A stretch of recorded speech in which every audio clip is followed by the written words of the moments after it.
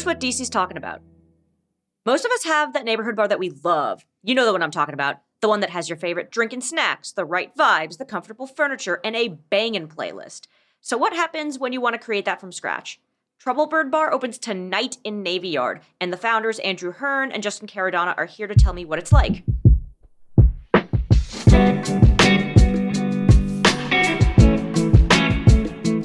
It's Tuesday, February 28th. I'm audio producer Julia Karen, and this is CityCast DC.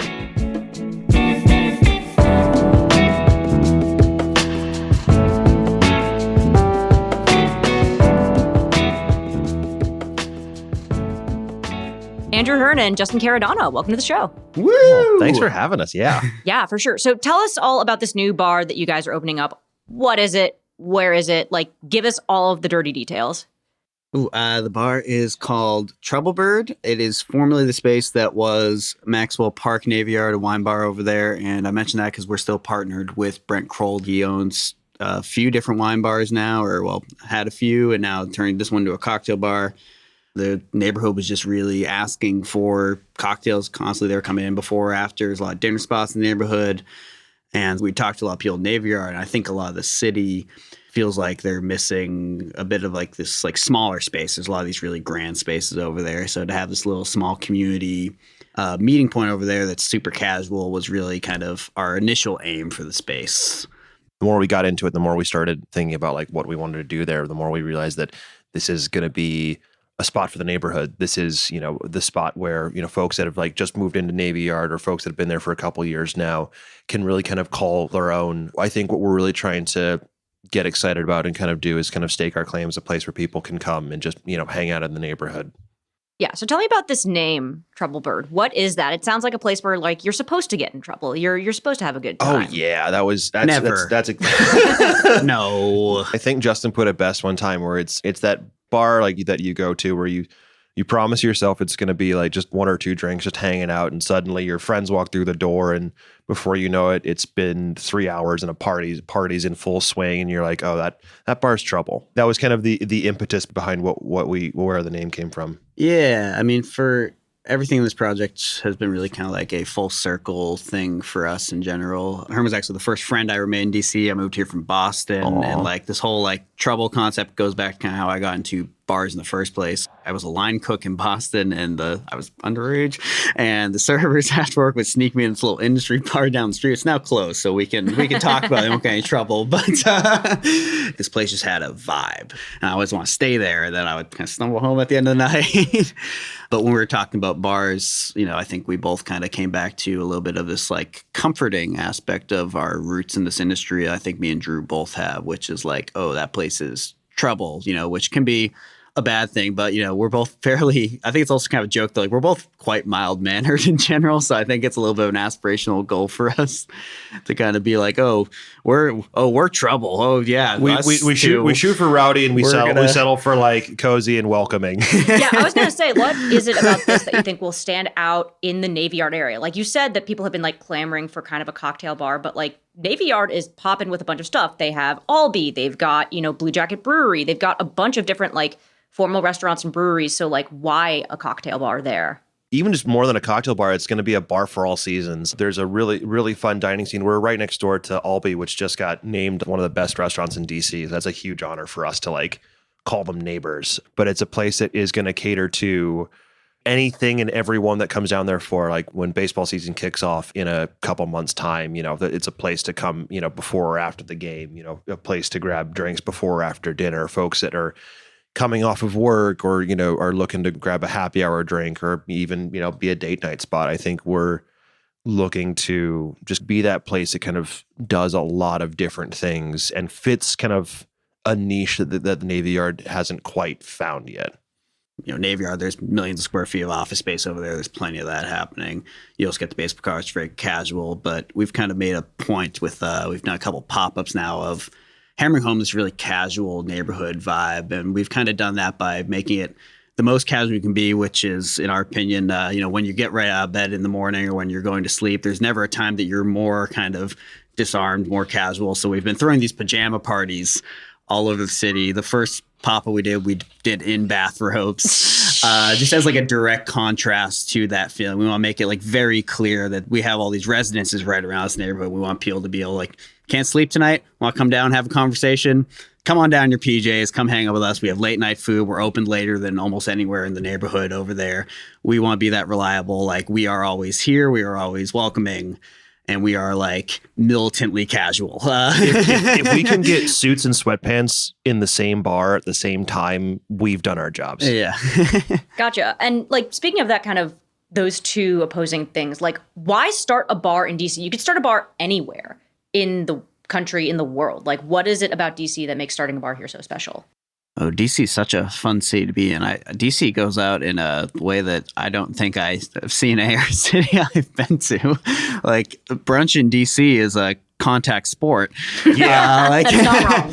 Like, U Street on a Friday night is also like, it's like competitive. There are so many reasons and kind of just ways that people find to gather to like party and sometimes just for the simple heck of it. Like, this is a town that really loves to seek the joy of like gathering and like being amongst like friends and people.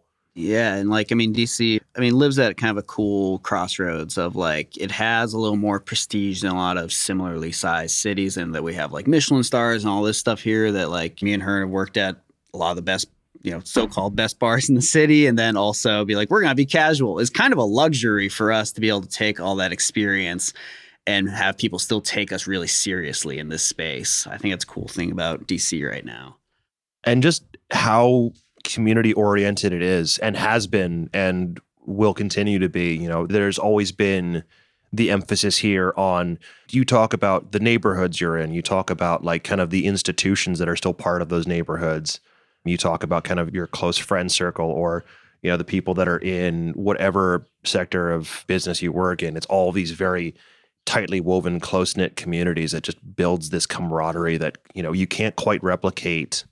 Yeah, just the amazing collaboration and like how ambitious like all those people, like we're really kind of lucky to just, climb the steps that have been built for us here now because of how collaborative this community is.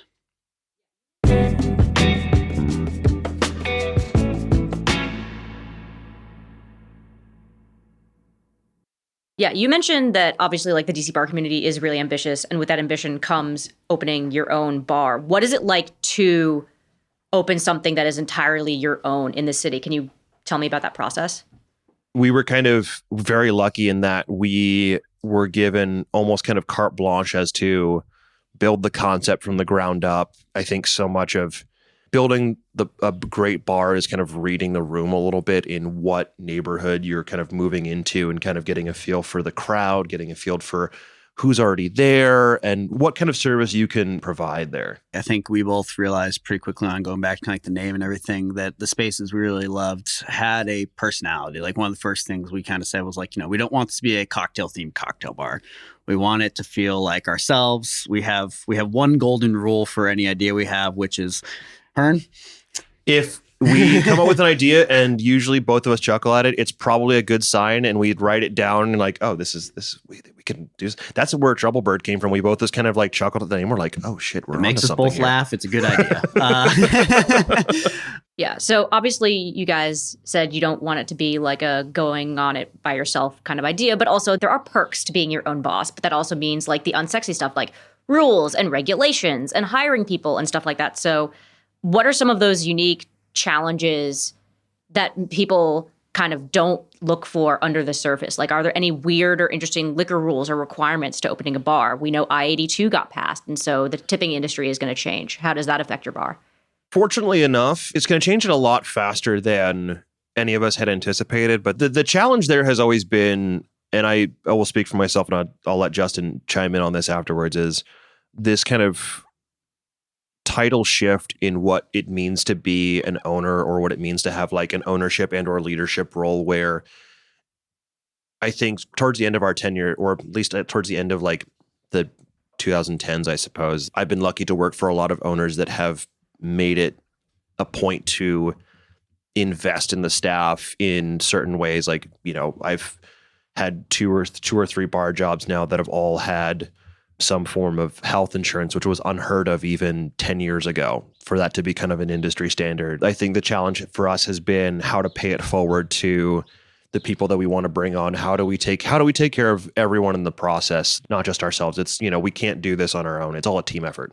Going back to kind of the initial question here, like as far as like the challenges the city presents, like a lot of it's going to be on the fly. I wish I had like more of a grand vision. I could say is that we have a really great team, and as far as like I-82 and stuff, there's a lot of imperfect solutions to imperfect problems that we have in the world right now, and I won't speak too much to it because I feel like whatever I say now in 6 months is going to feel absolutely like a ridiculous scheme. Right. It's too soon to tell. Any sort of prediction is going to just get, like, whether we're right or not, it's going to blow up in our face in 6 months. So I think where we're at is make a plan, see if it works. If it doesn't work, make a new plan. And I speak only to the hospitality business. The best thing you could do is be prepared. And when the plan goes south, which it always does, you pivot. As Brent likes to say often, which is essentially, plans are great. We love plans, but you're going to learn more running this bar for 1 week than you ever can in 6 months of planning, which is kind of where we're at right now. We have plans for everything, but all the real problems are probably about 2 weeks out for us right now. Yeah, I was going to say, what is it like being in the service industry in DC now because you're starting this new thing? I've had a great time. Yeah, it's been a blast. Like, holy crap. I've never felt the passage of time move more acutely quickly, but also like have never had more of a blast like every step of the way. Yeah. I mean, like, obviously we're coming out of like pandemic times here, and like I'd say DC's fairly back to normal at this point, operating wise. But I mean, I think DC like really kind of showed us who they were during the pandemic. Like I heard a lot of horror stories from people. I didn't hear, like, there were horror stories everywhere, but I feel like DC was really like a great place to be at that time. There was a lot of really heartening rallying around, even with indoor dining bans and masked up. I remember we were still getting regulars that were just there to go orders for food and drink from us just because they wanted to see these places come out the other side okay. Yeah, I think there's a lot of like things outside of that as well that people might not think about as much, that kind of the landscape changed a bit. One is the relationship of like restaurants to landlords.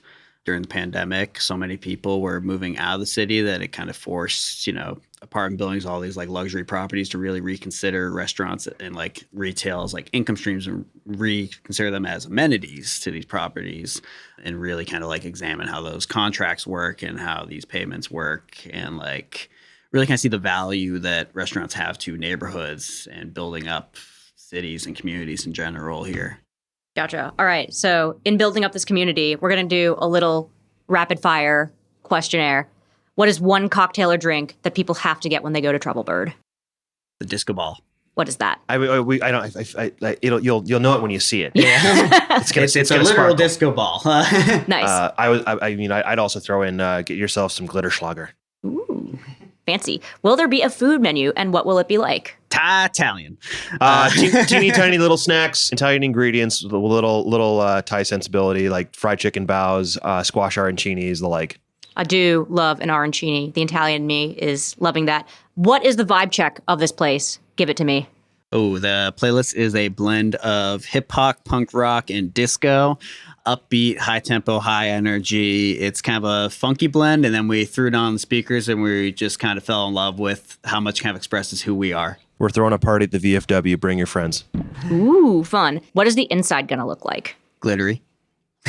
There will be glitter. There will be disco balls. There will be antique lampshades. It will feel very big for being a jewel box. Dance party at VFW Hall is the theme we went for, and we are very happy with it. It's a little bit of like a high-low fun. The kind of place we really hope Dolly Parton would come party at. Dolly Parton, please come party with us. Yeah, seriously, Queen Dolly, let's make it happen.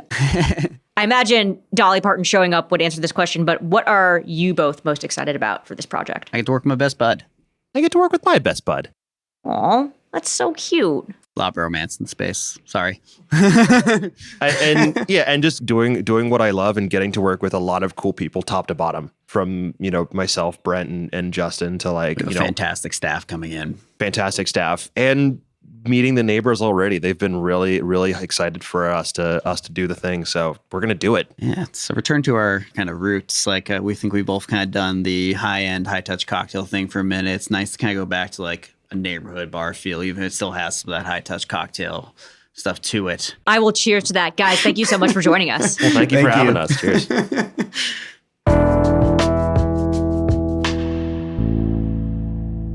And before you go, some quick news. The FBI has arrested and indicted a DC government employee for allegedly sexually abusing a minor in custody. 61-year-old Kelvin Powell worked in the city's Youth Rehabilitation Services Department. He denies the accusations, but the FBI says it has video evidence. Meanwhile, the PG County officer charged with allegedly assaulting a civilian 2 years ago during a traffic stop has been indicted by a grand jury. The police department says Corporal Anthony Brook will remain suspended pending the outcome of the indictment. Brook intends to plead not guilty, and the police department's own internal investigation into Brook's actions will continue. Also, apartments are getting smaller all over the country, but not in DC. A study found that on average, renters in the district gained an extra 9 square feet over the last decade. That said, we're still 7th on the list of smallest apartments in the US with an average size of 738 square feet.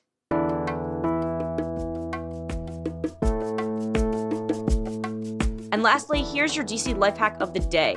We're sticking with the Navy Yard theme because Nats baseball is almost here. As many of you know, tickets can be really expensive, but there is a workaround. You can get standing room only tickets for just $5, either at the box office an hour before the game or via the ballpark access pass, which also gives you access to discounts at the concession stands. Happy baseball season, everyone. That's all for today here on CityCast DC. If you enjoyed the show, why not tell a friend over a drink, high test or otherwise, at your favorite watering hole? They can rate the show, leave us a review, and subscribe to our morning newsletter, Hey DC. We'll be back tomorrow morning with more news from around the city. See ya!